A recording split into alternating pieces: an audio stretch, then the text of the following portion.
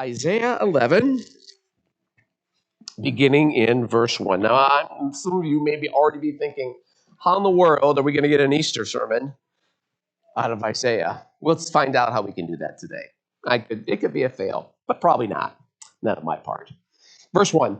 A shoot will grow up from the from the stump of Jesse. A branch will sprout from his roots. The Lord's Spirit will rest upon him, a spirit of wisdom and understanding, a spirit of planning and strength, a spirit of knowledge and fear of the Lord. He will delight in fearing the Lord. He won't judge by appearances, thank the Lord for that, or decide by hearsay. He will judge the needy with righteousness and decide with equity for those who suffer in the land. He will strike the violent with the rod of his mouth. By the breath of his lips, he will kill the wicked. Righteousness will be the belt around his hips, and faithfulness the belt around his waist.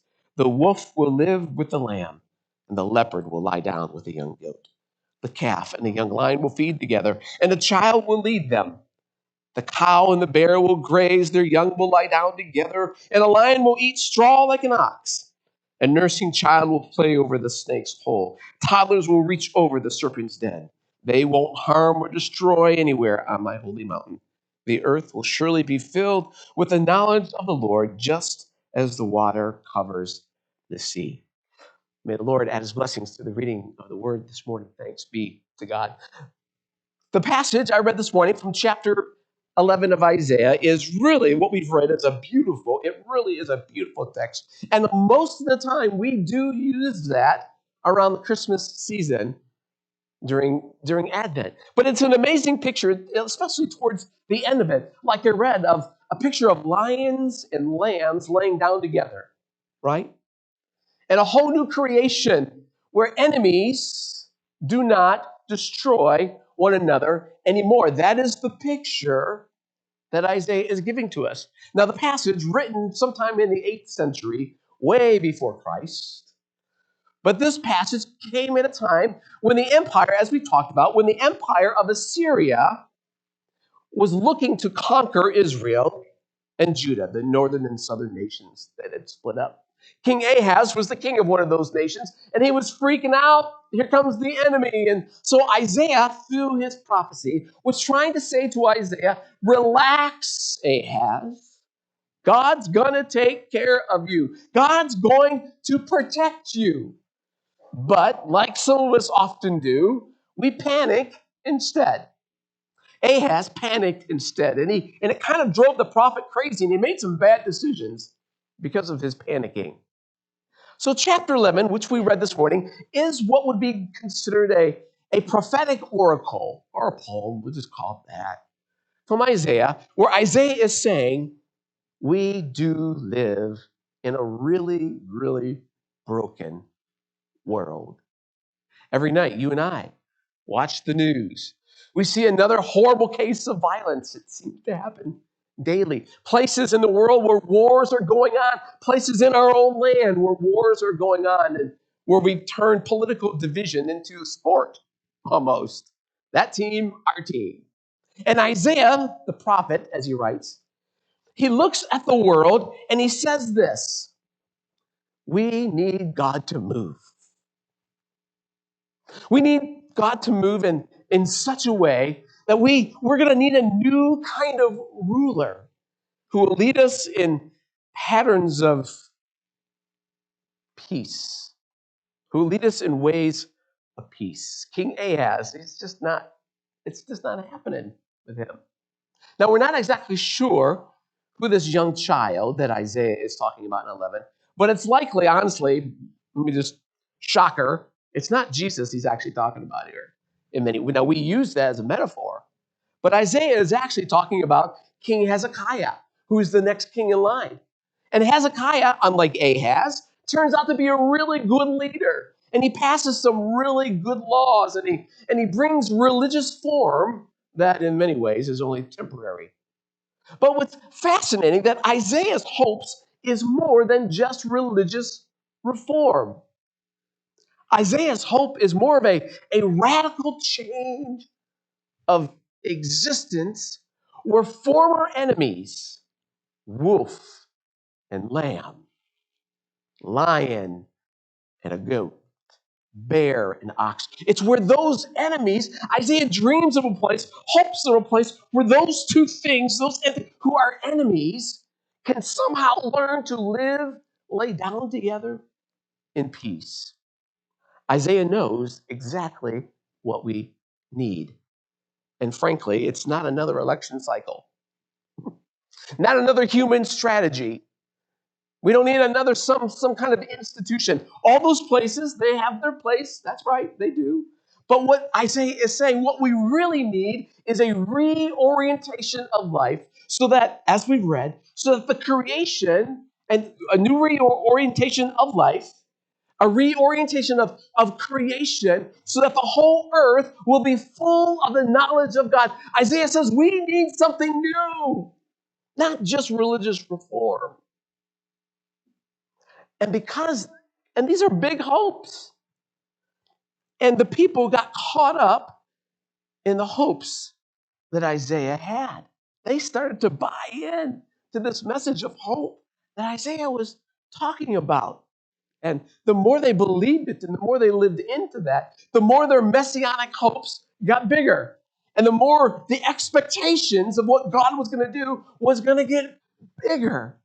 Hezekiah, the king, was great, but he didn't quite accomplish all the hopes that are needed for a reorientation of life. A reorientation of life. Now, the gospel text for this morning, I read it earlier, from John chapter 20.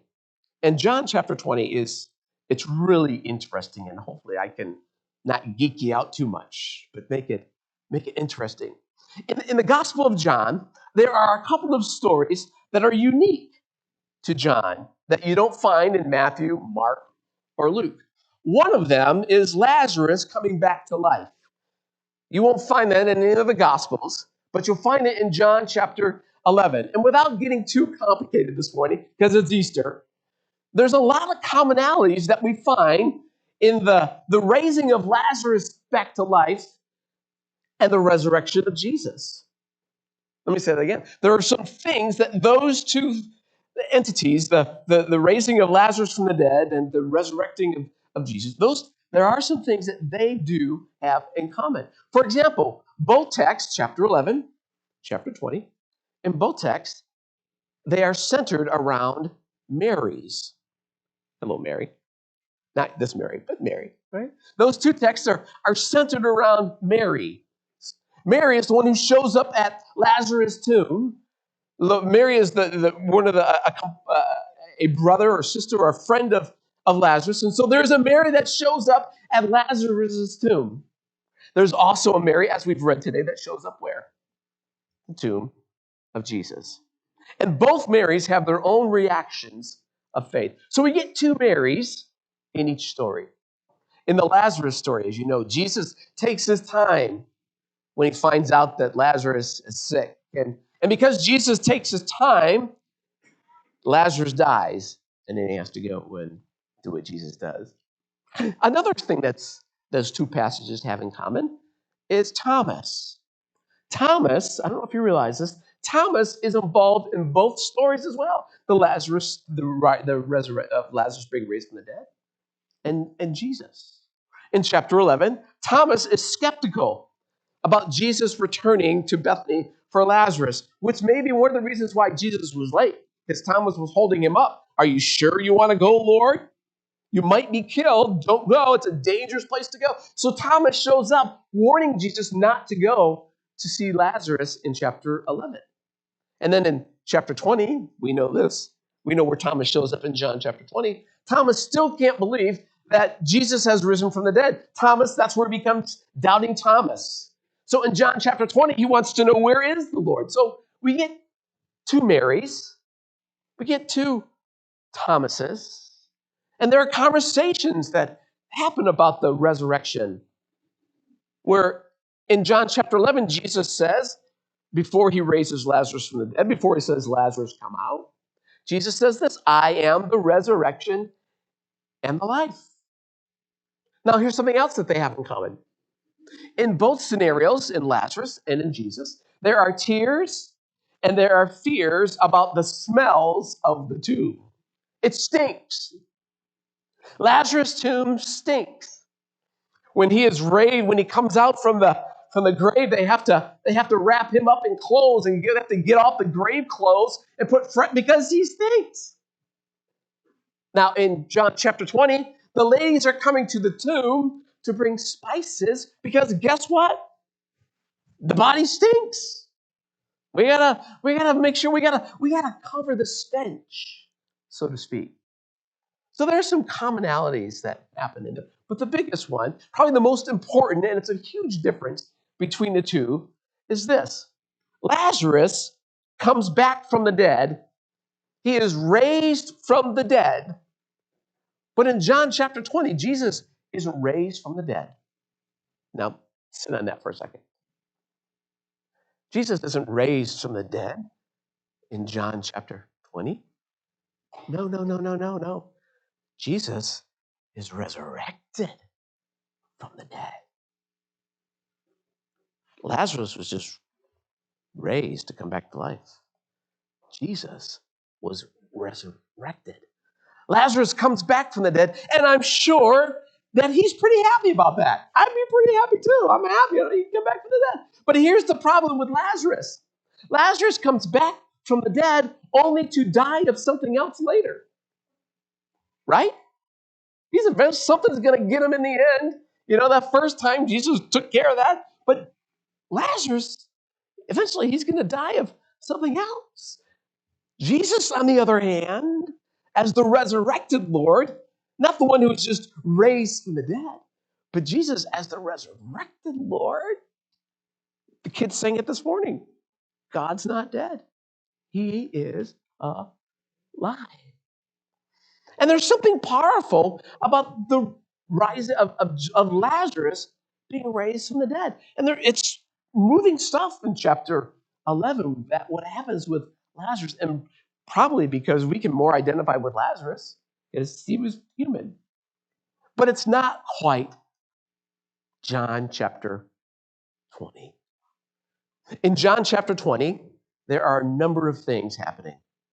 First of all, I read it in verse 1. I did it on purpose, and I shared it with the kids today. I could write it, but it says this. John writes, it happened on the first day of the week.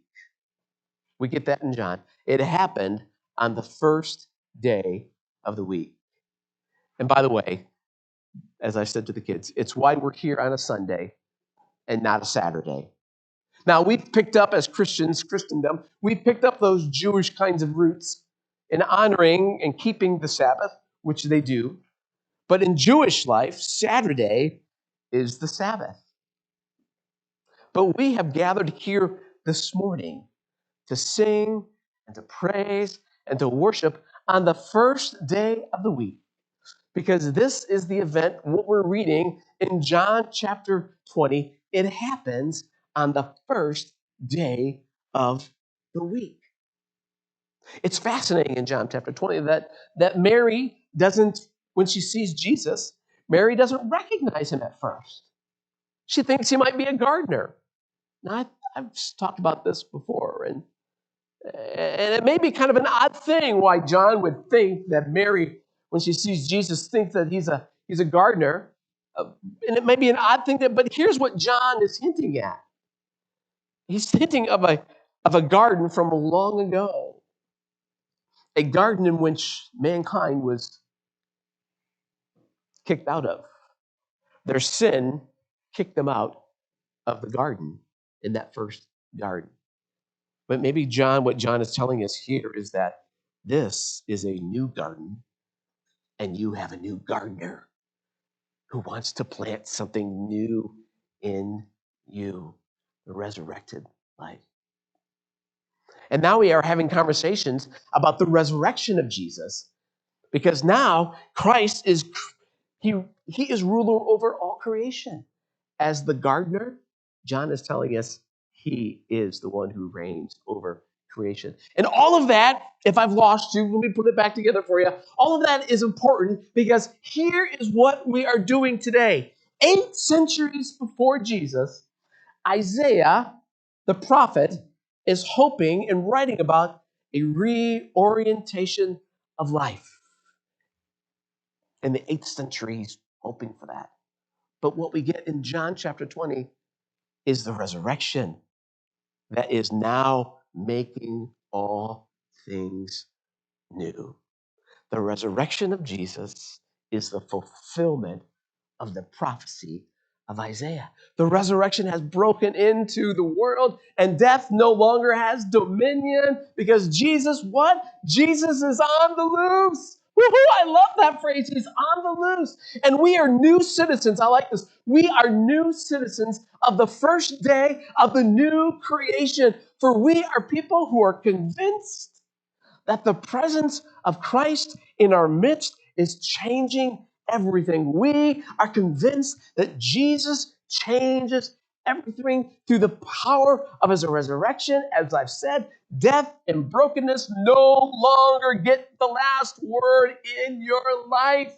If you think brokenness and ugliness and pain and suffering is all that there is, this morning I want you to know, because of the resurrection, that doesn't have to be who you are.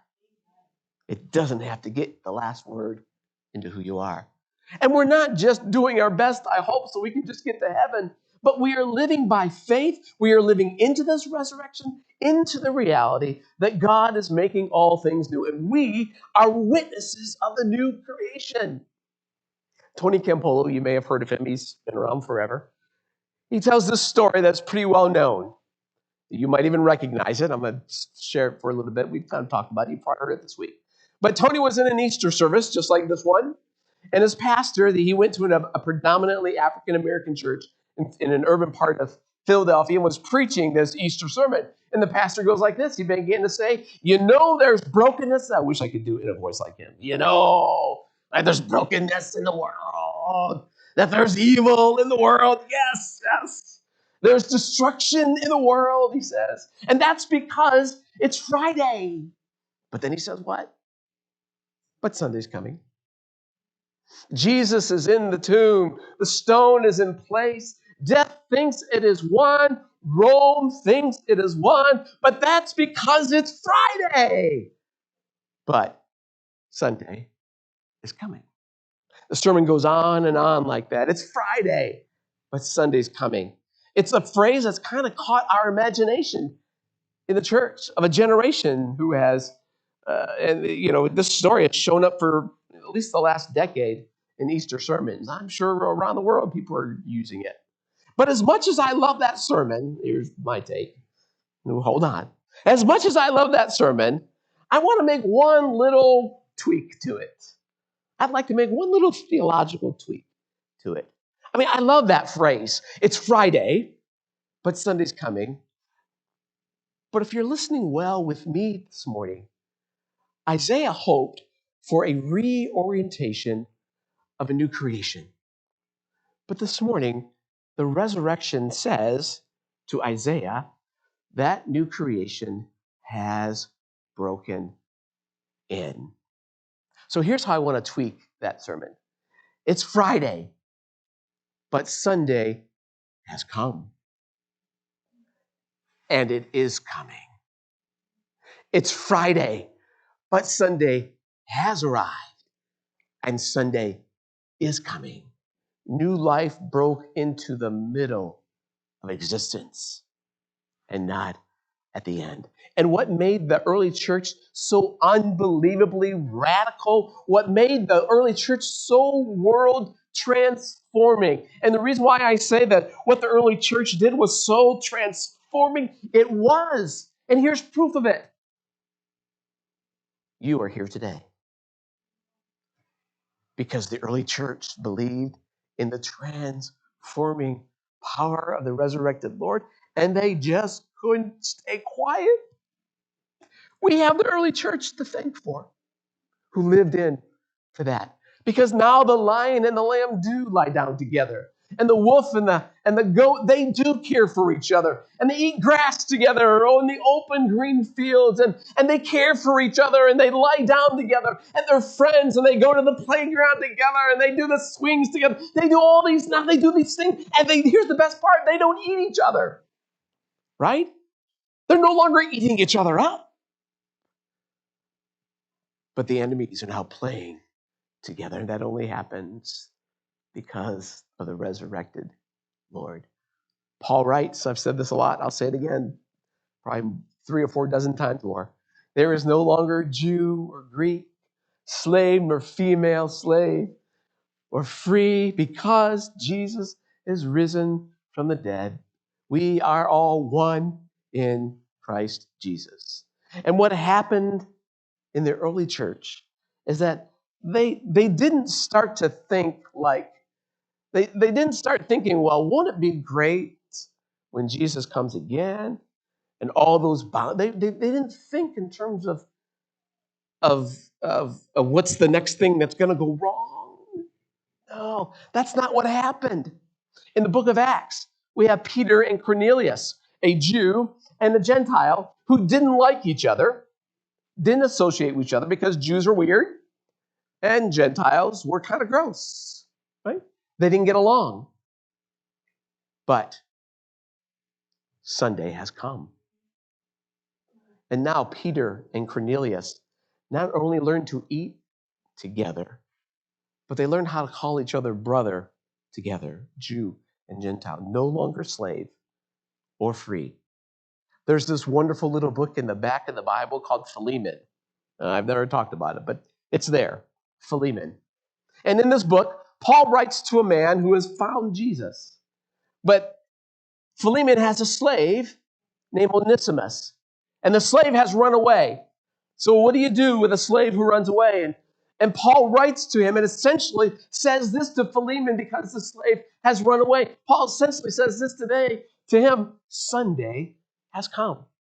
And because Sunday has come, Onesimus, your slave, is no longer your slave. You need to treat him as your brother. And not someday in the future, but now. For we are all one in Christ Jesus. In Judaism, in the synagogue life, women were largely excluded from worship and fellowship. But now, in the early church, they were being included.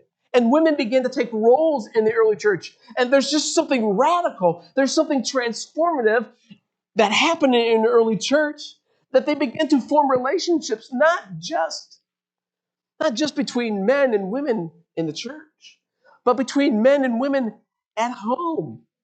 And why?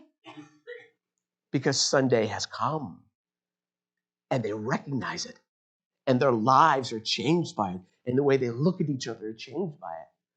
So picture a community that no longer lives under the bondage, so to speak, of Eden, where men use their authority and they use their power over women, but where we have gotten back to a garden where the new creation has broken in, and it shows up in ways where we treat our brothers and sisters in Christ, not just in this place, but even at home. We treat them well. We are gathered here today not because it's Friday, but because Sunday is not just because it's Friday and Sunday is coming. We are gathered here this morning because it's Friday and Sunday has come. And it's still coming. It's not a one-time thing. It's Easter Monday, Easter Tuesday, Easter Wednesday. So I want to be clear about what I'm trying to say today. What we have proclaimed this morning in worship is not this. All right? This is not what we proclaimed this morning. All right? We have not proclaimed, let me see if I can't scroll it up there. We have not proclaimed that you are a mess. Could have, but we're not here to do that. We have not proclaimed that you are a mess, and thanks be to God that God doesn't care much about it. He loves you anyways, and he's willing to put up with your messiness until someday you can work it out someplace else. That's not the message of the gospel. The message of the gospel is not just this. Christ forgives you, and now go do your best after he's forgiven you. Try to manage your sin the best that you can. Work hard at it. Do your best. That's not the message we proclaim today. The message we proclaim today is that it's Friday, but Sunday has come. And because of that, we can put to death the old life, and we can bury it in Christ so that the newness can break into our lives, into our church, into our world, into our communities. A newness that looks like Jew and Gentile becoming brother together. A newness that says slave and free now become family. A newness that looks like people treating each other with dignity and grace and peace. And I know there may be some of us here today who are struggling under the burden of brokenness and bad decisions. I'll raise my hand right here. Some of us have a history of habits. We have a history that just lead to all kinds of stuff. But the call today is not this, do better. That's not the call today. And the call today is not just that you're forgiven, but the call to us is a newness of life. Something new can happen within you. That is our hope today. It may feel like Friday, but Sunday has come. And may that life be born in us today. He is risen.